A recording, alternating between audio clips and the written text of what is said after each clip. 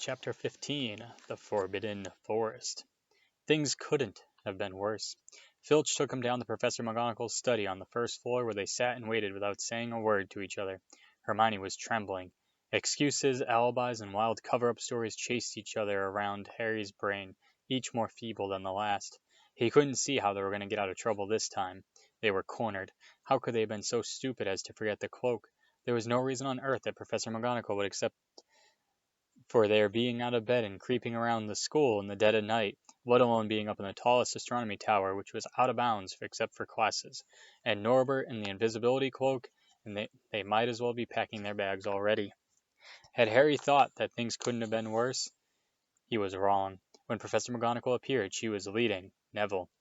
"Harry!" Neville burst out the moment he saw the other two. "I was trying to find you to warn you. I heard Malfoy saying he was going to catch you. He said you had a drag—" Harry shook his head violently to shut Neville up, but Professor McGonagall had seen. She looked more likely to breathe fire than Norbert as she towered over the three of them. "I would have never believed it of any of you. Mr. Filch said you were up in the astronomy tower. It's 1 o'clock in the morning. Explain yourselves." This was the first time Hermione had ever failed to answer a teacher's question. She was staring at her slippers, still as a statue. "I think I've got a good idea of what's been going on," said Professor McGonagall. "It doesn't take a genius to work it out. You fed Draco Malfoy some cock and bull story about a dragon, trying to get him up out of bed and not into trouble. I've already caught him. I suppose you think it's funny that Longbottom here heard the story and believed it too." Harry caught Neville's eyes and tried to tell him without words that this wasn't true, because Neville was looking stunned and hurt. Poor blundering Neville. Harry knew what it must have cost him to try to find them in the dark, to warn them. "I'm disgusted," said Professor McGonagall. "4 students out of bed in one night. I've never heard of such a thing before. You, Miss Granger, I thought you had more sense. As for you, Mr. Potter, I thought Gryffindor meant more to you than this. All 3 of you will receive detentions. Yes, you too, Mr. Longbottom. Nothing gives you the right to walk around school at night, especially these days. It's very dangerous. And 50 points will be taken from Gryffindor." 50? Harry gasped. They would lose the lead, the lead that he won in the last Quidditch match. 50 points each, said Professor McGonagall, breathing heavily through her long, pointed nose. "Professor, please, you can't—" "Don't tell me what I can and can't do, Potter. Now get back to bed, all of you. I've never been more ashamed of Gryffindor students." 150 points lost. That put Gryffindor in last place. In one night they ruined any chance Gryffindor had for the House Cup. Harry felt as if the bottom had dropped out of his stomach. How could they ever make up for this? Harry didn't sleep all night. He could hear Neville sobbing into his pillow for what seemed like hours. Harry couldn't think of anything to say to comfort him. He knew Neville, like himself, was dreading the dawn. What would happen when the rest of Gryffindor found out what they've done? At first, Gryffindor's passing the giant hourglass that recorded the house points the next day thought there had been a mistake. How could they have suddenly had 150 points fewer than yesterday? Then the story started to spread. Harry Potter, the famous Harry Potter, their hero of 2 Quidditch matches, had lost them those points, him and a couple other stupid first years. From being one of the most popular and admired people in the school, Harry was suddenly the most hated. Even Ravenclaws and Hufflepuffs turned on him because everyone had been longing to see Slytherin lose the House Cup. Everywhere Harry went, people pointed and didn't trouble to lower their voices as they insulted him. Slytherins, on the other hand, clapped as he walked past them, whistling and cheering. "Thanks, Potter, we owe you one." Only Ron stood by him. "They'd all forget this in a few weeks. Fred and George have lost loads of points in all the time they've been here. People still like them." "They never lost 150 points in one go, though, have they?" said Harry miserably. "Well, no," Ron admitted. It was a bit late to repair the damage, but Harry swore to himself not to meddle in things that weren't his business from now on. He'd had it with sneaking around and spying. He felt so ashamed of himself that he went off to Wood and offered to resign from the Quidditch team. "Resign?" Wood thundered. "What good will that'll do? How are we going to get the points back if we can't win at Quidditch?" But even Quidditch had lost its fun. The rest of the team wouldn't speak to Harry during practice, and if they had to speak to him about him, they called him the Seeker. Hermione and Neville were suffering too. They didn't have as bad a time as Harry, because they weren't as well known, but nobody would speak to them either. Hermione had stopped drawing attention to herself in class, keeping her head down and working in silence. Harry was almost glad that the exams weren't far away. All the studying he had to do to keep his mind off his misery. He, Ron, and Hermione kept to themselves, working late into the nights trying to remember the ingredients in complicated potions, learn charms and spells by heart, memorize the dates of magical discoveries and goblin rebellions. Then, about a week before the exams were due to start, Harry's new resolution not to interfere with something that didn't concern him was put to an unexpected test. Walking back from the library on his own one afternoon, he heard somebody whimpering from a classroom up ahead. As he drew closer, he heard Quirrell's voice. No, no, not again, please. It sounded as if someone was threatening him. Harry moved closer. All right, he heard Quirrell sob. The next second, Quirrell came hurrying out of the classroom, straightening his turban. He was pale and looked as if he was about to cry. He strode out of sight. Harry didn't think Quirrell had even noticed him. He waited until Quirrell's footprints had disappeared, then peered into the classrooms. It was empty, but a door stood ajar at the other end. Harry was halfway toward it before he remembered what he'd promised himself about not meddling. At the same time, he gambled 12 Sorcerer's Stones that Snape had just left the room, and from what Harry had just heard, Snape would be walking with a new spring in his step. Quirrell seemed to have given in at last. Harry went back to the library where Hermione was testing Ron on astronomy. Harry told them what he'd heard. Snape's done it then, said Ron. If Quirrell's told him how to break his anti-dark force spell. They're still fluffy, though, said Hermione. Maybe Snape's found a way to get past him without asking Hagrid, said Ron, looking up at the thousands of books surrounding them. I bet there's a book in here telling you how to get past a giant three-headed dog.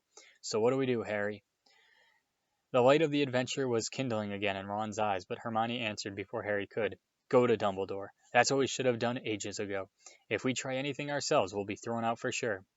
But we've got no proof, said Harry. Quirrell's too scared to back us up. Snape's only got to say he doesn't know how the troll got in at Halloween and that he was nowhere near the third floor. Who do you think they'll believe, him or us? It's not exactly a secret we hate him. Dumbledore will think that we just made it up to get him sacked. Filch wouldn't help us if his life depended on it. He's too friendly to Snape.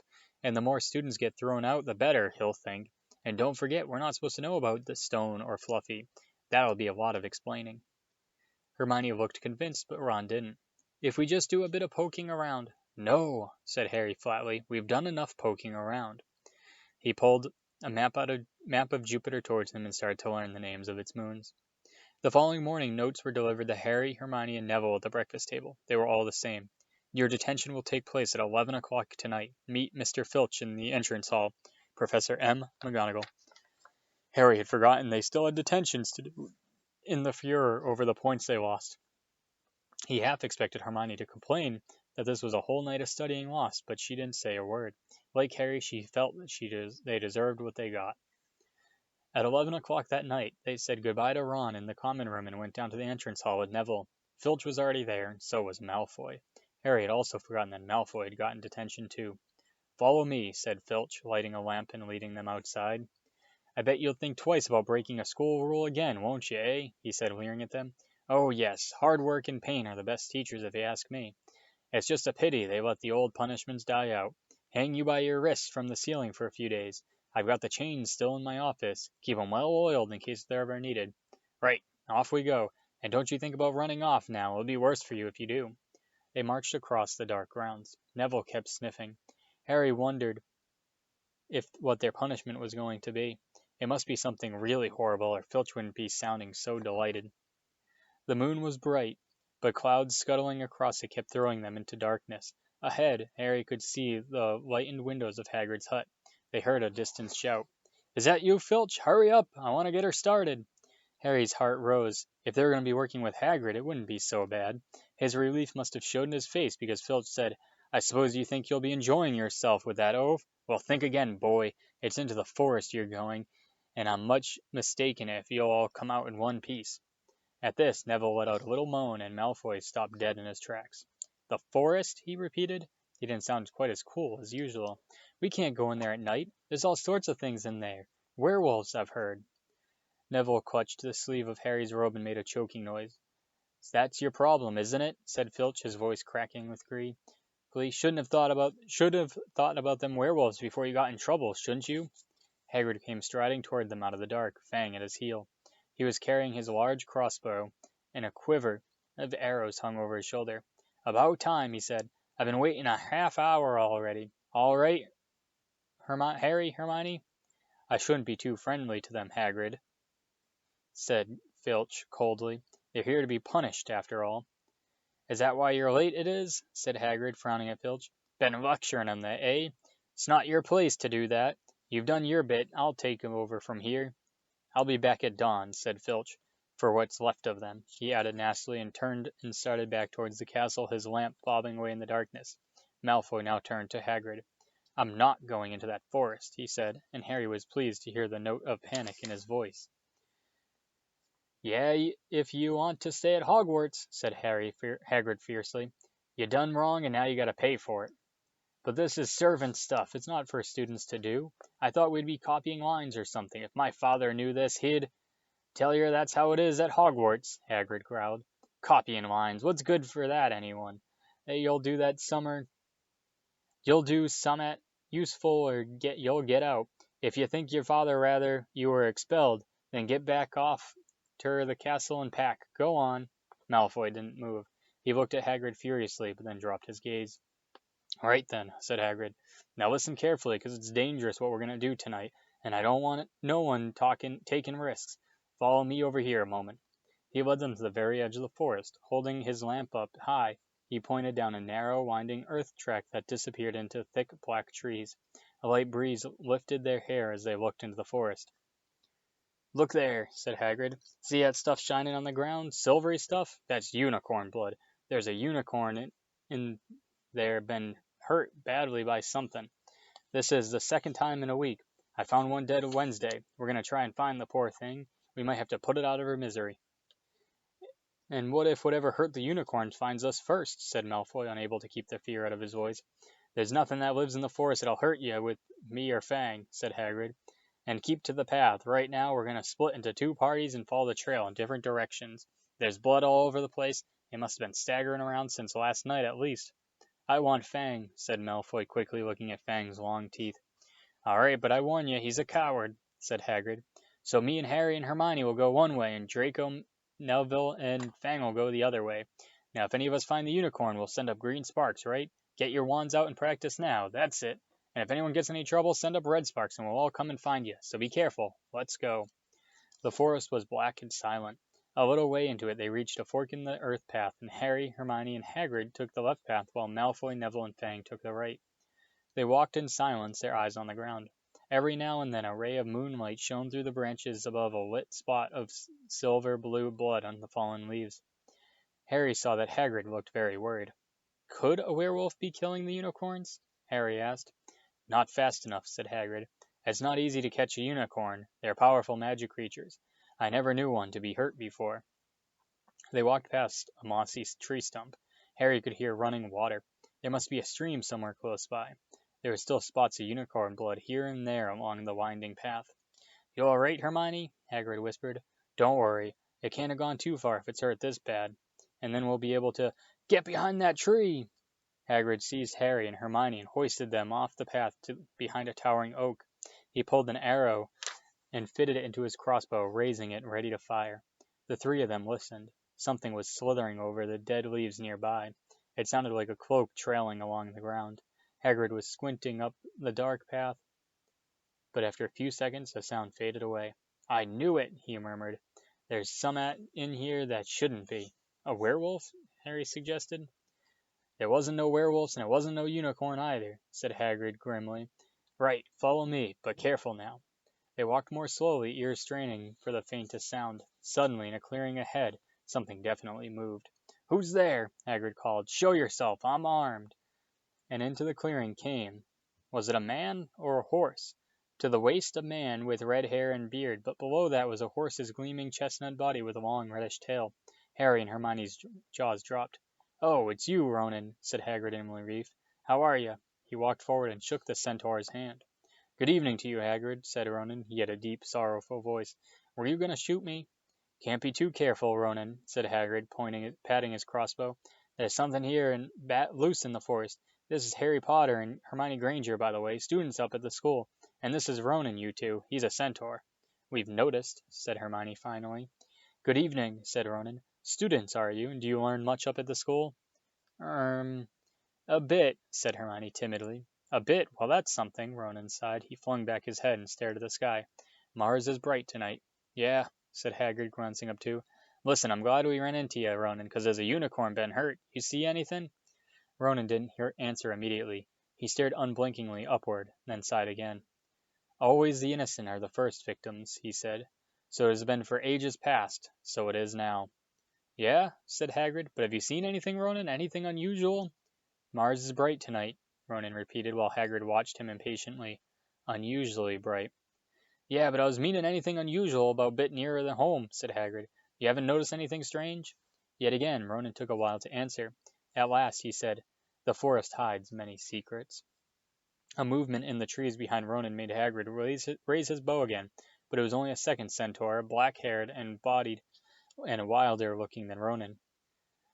Hello, Bane, said Hagrid. All right? Good evening, Hagrid. I hope you are well. Well enough. Look, I've just been asking Ronan, have you seen anything odd here lately? There's a unicorn been injured. Would you know anything about it? Bane walked over to stand next to Ronan. He looked skyward. Mars is bright tonight, he simply said. We've heard, said Hagrid grumpily. Well, if either of you two do see anything, won't you let me know, yeah? We'll be off then. Harry and Hermione followed him out of the clearing, staring over their shoulders at Ronan and Bane until the trees blocked their views. Never, said Hagrid irritably. Try to get a straight answer out of a centaur. Ready, stargazers? Not interested in anything closer than the moon. Are there many of them here? Asked Hermione. Oh, a fair few. Keep themselves to themselves mostly, but they're good enough turning up if you ever want a word. They're deep-minded centaurs. They know things, just don't let on much. Do you think that was a centaur we heard earlier? Said Harry.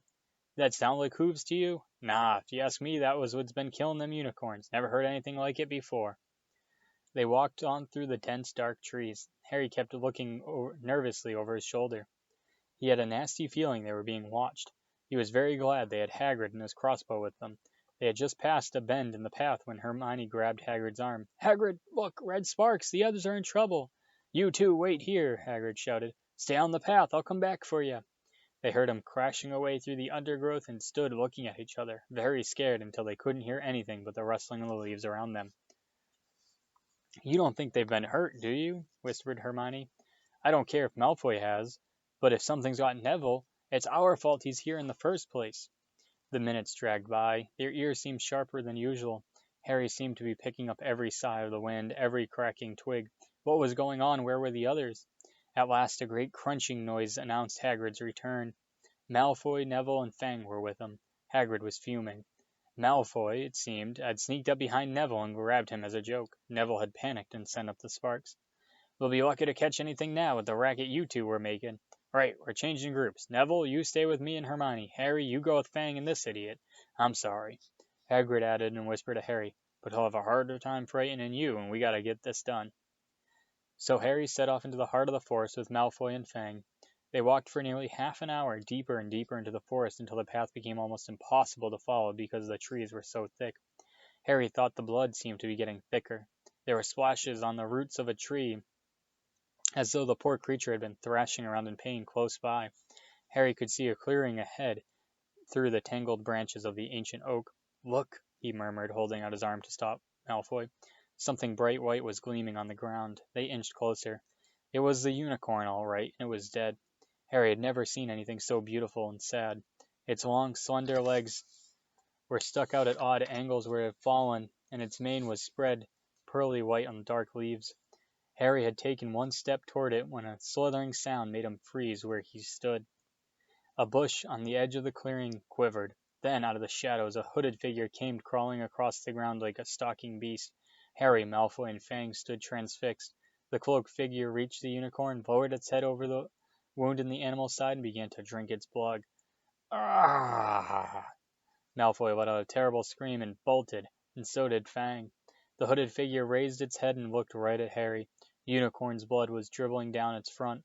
It got to its feet and came swiftly towards Harry. He couldn't move for fear. Then a pain like he'd never felt before pierced his head. It was through his scar.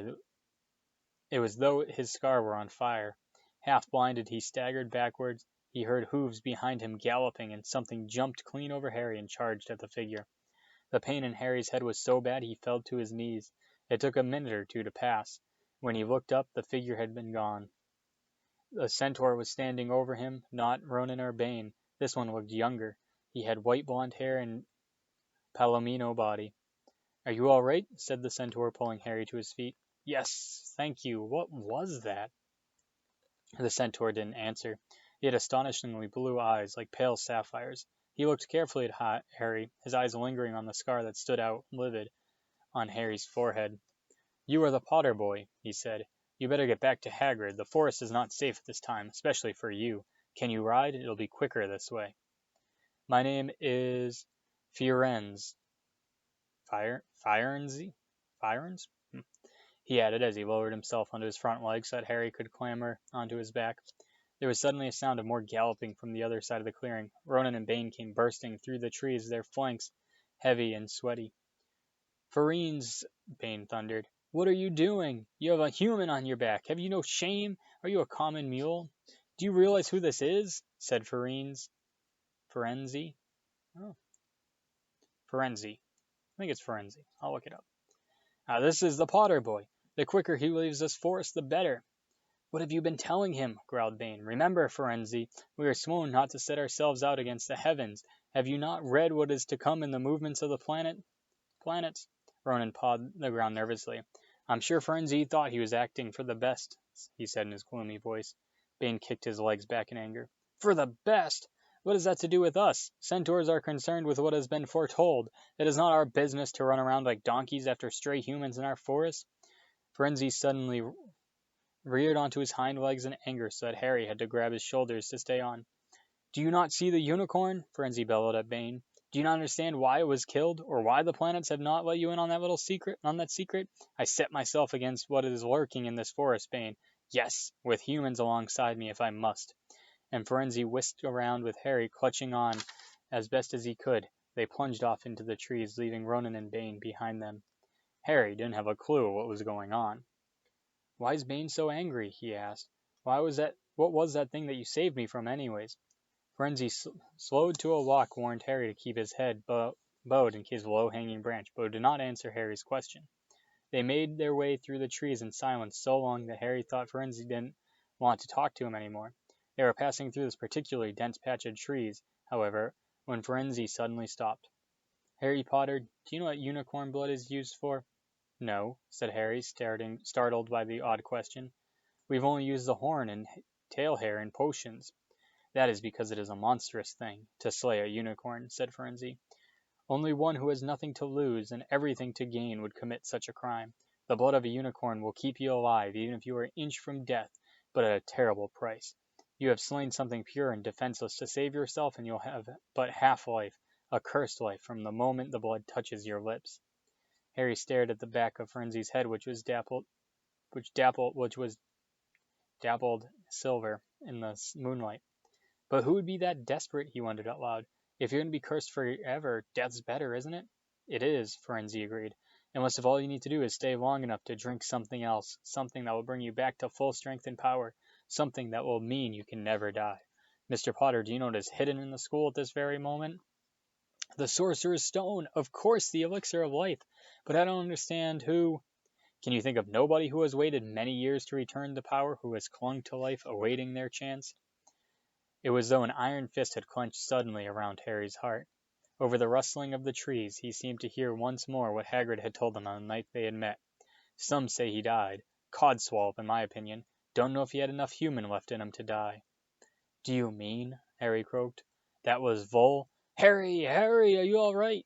Hermione was running towards them down the path, Hagrid puffing along behind her. "I'm fine," said Harry, hardly knowing what he was saying. "The unicorn's dead, Hagrid. It's in that clearing back there." "This is where I leave you," Firenze murmured as Hagrid hurried off to examine the unicorn. "You are safe now." Harry slid off his back. "Good luck, Harry Potter," said Firenze. "The planets have been read wrongly before now, even by centaurs. I hope this is one of those times." He turned and cantered back into the depths of the forest, leaving Harry shivering behind him. Ron had fallen asleep in the dark common room, waiting for them to return. He shouted something about Quidditch fouls when Harry roughly shook him awake. In a matter of seconds, though, he was wide-eyed as Harry began to tell him and Hermione what had happened in the forest. Harry couldn't sit down. He paced up and down in front of the fire. He was still shaking. Snape wants the stone for Voldemort, and Voldemort's waiting in the forest. All this time we thought Snape just wanted to get rich. Stop saying the name, said Ron in a terrified whisper, as if he thought Voldemort could hear him. Harry wasn't listening. Frenzy saved me, but he shouldn't have done so. Bane was furious. He was talking about interfering with what planets say is going to happen. They must show that Voldemort's coming back. Bane thinks Frenzy should have let Voldemort kill me. I suppose that's what's written in the stars as well. Will you stop saying the name? Ron hissed. So all we gotta do is wait now for Snape to steal the stone. Harry went on feverishly. Then Voldemort will be able to come and finish me off. Well, I suppose Bane will be happy. Hermione looked very frightened, but she had a word of comfort. Harry, everyone says Dumbledore is the only one you know who was ever afraid of. With Dumbledore around, you know who wouldn't touch you. Anyway, who says the centaurs are right? It sounded like fortune-telling with me, and Professor McGonagall says that's a very imprecise branch of magic. The sky had turned light before they stopped talking. They went to bed exhausted, their throats sore. But the night's surprises weren't over. When Harry pulled back his sheets, he found his invisibility cloak folded neatly underneath them. There was a note pinned to it. Just in case. End of chapter 15. 2 more to go.